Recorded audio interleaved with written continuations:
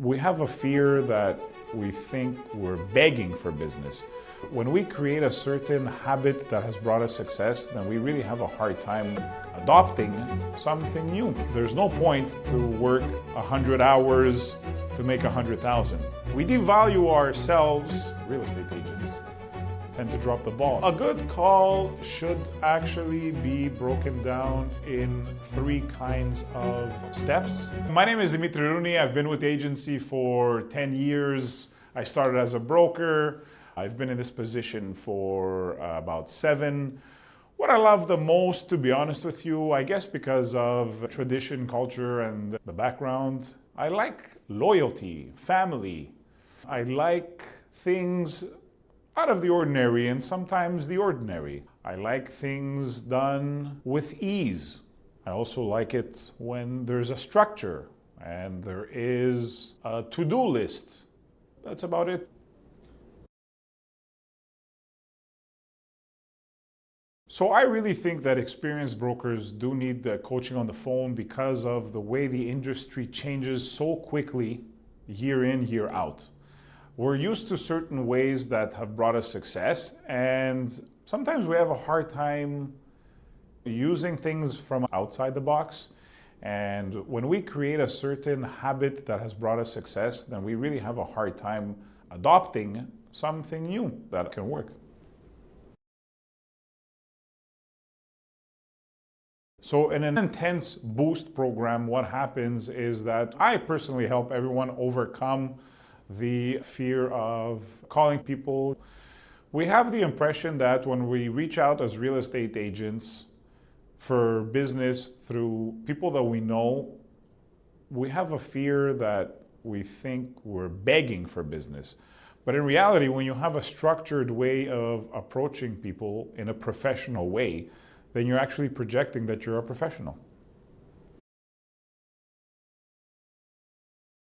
Brokers do have fears calling people they don't know, and their biggest fear is being rejected because deep down inside they're actually calling sellers and buyers to offer them real professional help, and being shut down or turned down or ignored actually creates a bigger fear than there should be, because in reality, yes, a sale does happen through strong customer service, but people tend to forget that sales are also done with a most fanatical follow-up. And that's where salespeople and real estate agents tend to drop the ball. It's like that common story that we've all heard many times about a contractor or about a gardener. He goes by, sees a house that needs the work, he knocks on the door, he leaves a number, and then he calls 3, 4, 5 times, and in the in-between he actually gets the chance to do an estimation, but he sticks to his follow-up. I think that's a common fear that the real estate agents have and have shown to me and to us along the years, yeah. I think the difference between a training that sticks and a training that is repetitive or not useful is the ones that don't have facts behind what the end result is. And most of the times it does play a role with who's presenting, right? Because myself, I'm an active broker. So everything that I'm sharing with experienced brokers and new brokers, I'm also using my own experience to share with them what actually works and what actually can get them to where they want to go. So the biggest bad habit that we fix in trainings is actually time management. We tend to forget that there's no point to work 100 hours to make 100,000. The goal is to work smarter and not harder. We also tend to forget that we devalue ourselves when we fall into spending too many hours thinking that administrative work is actually the real work of a real estate broker. The job of a real estate broker is actually very simple. It's to generate new leads every day for your buyers or for your sellers. It's actually to go on appointments. And number three, to close the sales. Close the sales that are needed, because people actually need to buy a house and people actually need to sell a house or a revenue property or a multi-unit or whatever they're putting out on the market or they're looking for.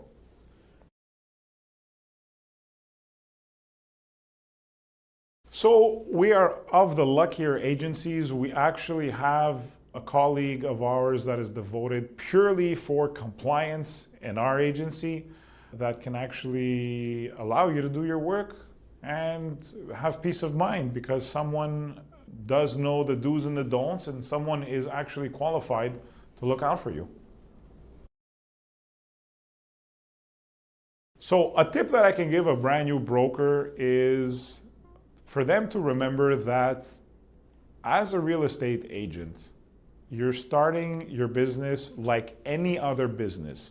You can open a mom and pop shop and you can put a sign on the door and you can obviously grow your business through people you don't know, but we all have seen and been to as what is called a soft launch opening of any type of business.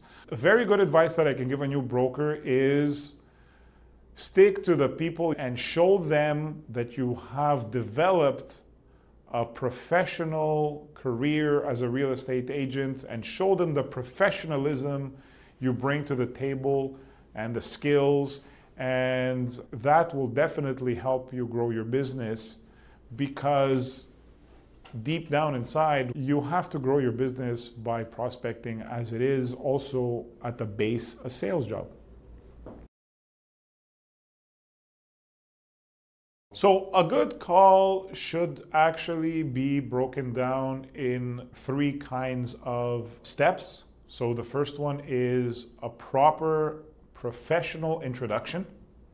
Then the second step would be to identify what the person's need is, because in our business and in the way we work here is that we are looking for people that need to buy and sell. So we need to identify what their need is. And number three, you have to make the close natural. If you've worked in sales before on the phone or if you've worked in a call center, there's something that's called the soft skills, and the soft skills actually come with a person's personality. And you have to be natural, and you have to remember that is a part of the daily task. That's it. Yeah. So if I can describe the agency in 3 words, it would be consistency. Number 2, great environment, great mindset. And number 3, culture. So we tend to forget sometimes that we spend more hours with the people we work with, our own family. And that's actually very important. So we are very keen on those 3 points. I would definitely recommend new brokers and experienced brokers to join RLP Du Quartier. And the simple reason is because we all have different skills and different experiences that we bring to the table that we can actually help people excel into the next level based on mainly experience. So if you have somebody that's making an average income and they want to go to the above average, or someone who's making the above average and wants to go to the higher level of income, we can definitely help because we do have a lot of experience from different fields that can help. So 3 things would be: number 1, mindset; number 2, being driven and consistency; and number 3 would be culture, definitely. And we also have the proof based on the roster that we currently have. The proof is in the pudding, as they say.